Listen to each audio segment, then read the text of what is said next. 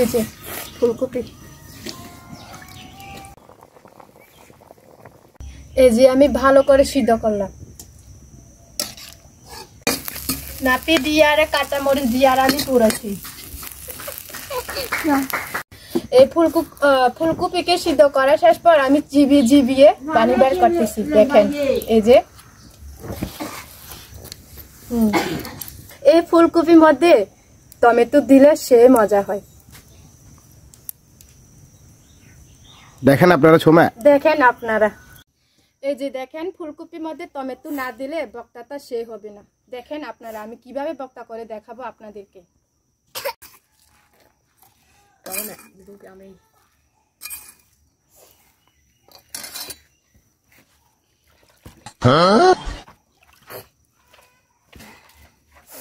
এটাকে আমি এখন সুন্দর ভাবে গুটাই দিব।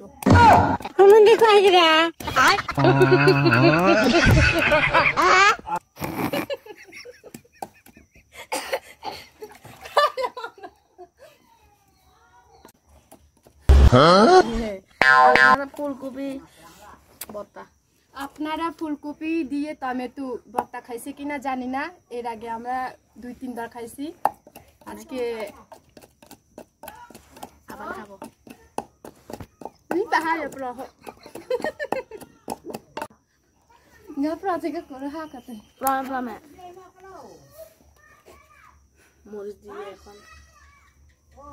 মরিচ দিয়ে এখন আমি এই টমেটো ফুলকপিকে এখন মিশিয়ে নিই।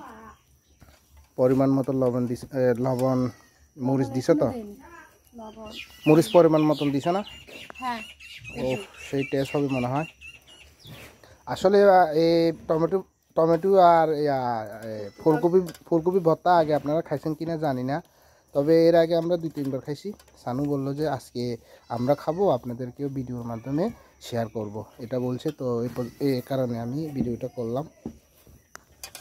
কিন্তু সেই ও আজকে টমেটো ভর্তা খাবে, টমেটো আর ফুলকপি ভর্তা খাবো, আপনারা সবাই দেখেন।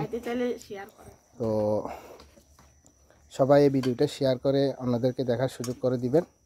সানু অনেক কষ্ট করে ফুলকপি ভর্তা করছে, ওকে তো একটা লাইক দেওয়ার দরকার আপনাদের। তো সবাই লাইক দিবেন, সানুকে সাপোর্ট করবেন। সবসময় ও রান্নাবান্না ভিডিও আর স্বামী নির্যাতনের ভিডিও দেখতে পারেন।